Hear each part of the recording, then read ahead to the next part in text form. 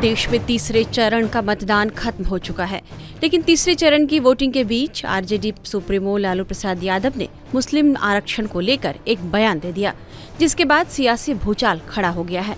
उन्होंने पूरे मुस्लिम समुदाय को आरक्षण देने की बात कहकर पूरे चुनावी माहौल को अपने पक्ष में करने की कोशिश की है।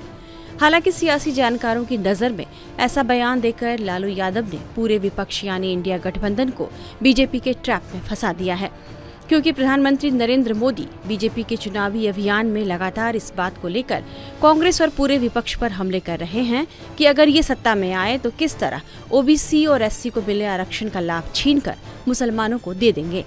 पीएम मोदी लगातार इस मुद्दे को अपनी चुनावी सभा में भी उठा रहे हैं। हालांकि कांग्रेस इस पर खुलकर कुछ नहीं बोल रही।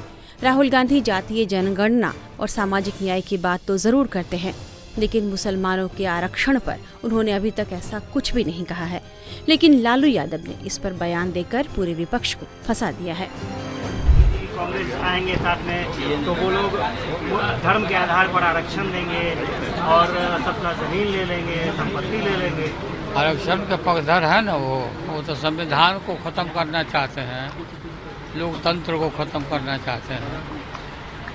ये इस बात को जनता के जहन में सारी बात आ गई है, तो इस तरह की बात बदल कह रहे हैं कि मुसलमानों को आप लोग आरक्षण दे रहे हैं, ओबीसी का लेकर मुसलमानों को दे रहे हैं।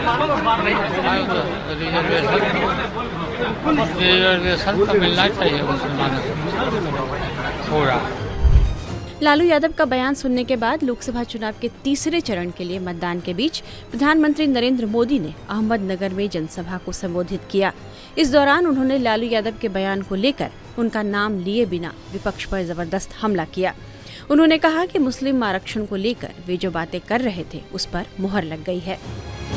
बहुत खतरनाक साजिश पर खुद ही मुहर लगा दी है। इतने दिनों से मैं बार बार देश से कह रहा था कि कांग्रेस और उसके साथी बहुत खतरनाक खेल खेलने में जुटे हैं। आज इंडी गठबंधन के एक बहुत बड़े चेहरे ने इस खतरनाक साजिश से नकाब उठा लिया है। ये इंडी अलायंस के सबसे बड़े पार्टनर बिहार में अभी जेल से बाहर आए हैं। अदालत ने जिनको सजा दी है, आप जानते हैं ना, जानते हैं ना कौन? हाँ, कौन? कौन?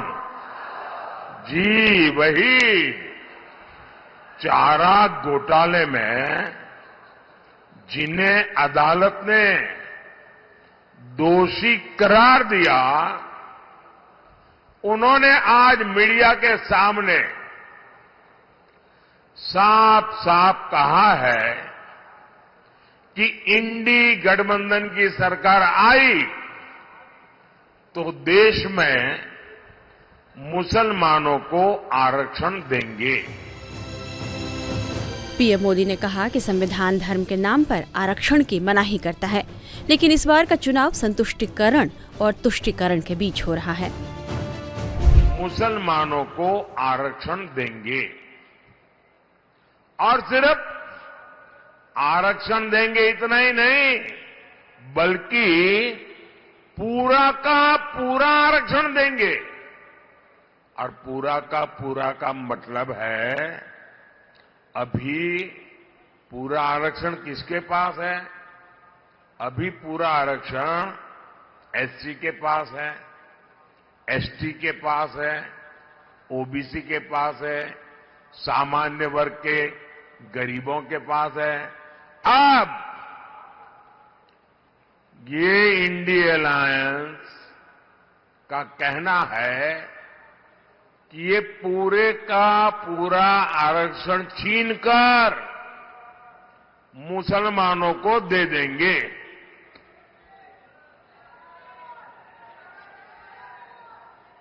यानी एससी, एसटी, ओबीसी और गरीबों से छीनकर ये अपने वोट बैंक को पक्का करना चाहते हैं। मुसलमानों को आरक्षण दिए जाने वाले लालू यादव के बयान के बाद उत्तर प्रदेश के मुख्यमंत्री योगी आदित्यनाथ भी लालू यादव पर हमलावर हो गए हैं।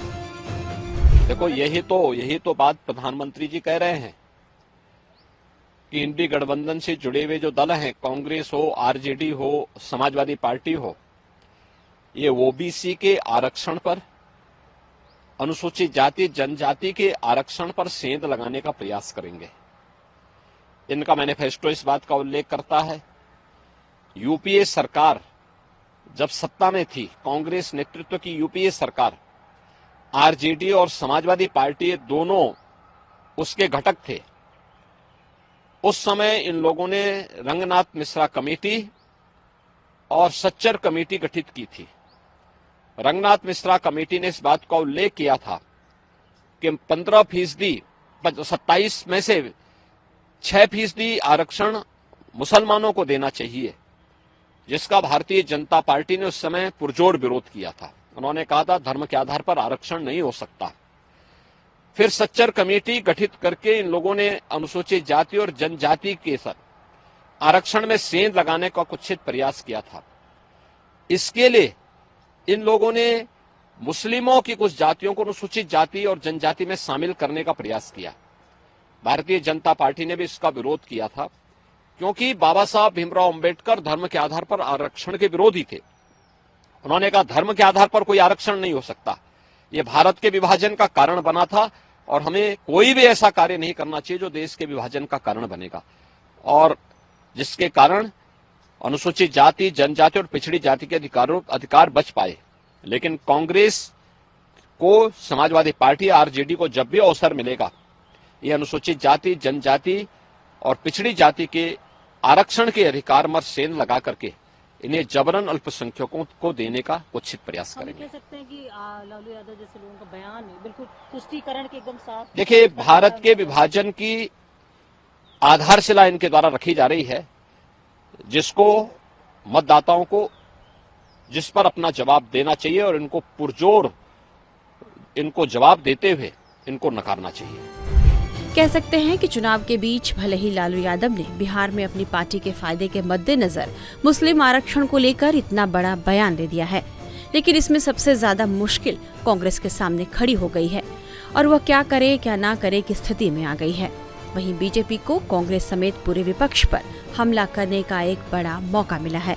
बीजेपी के पास मौका है कि वो मुस्लिम आरक्षण का भय दिखाकर ओबीसी और SC/ST को अपने पक्ष में कर सके। टाइम्स नाउ नवभारत डिजिटल की रिपोर्ट।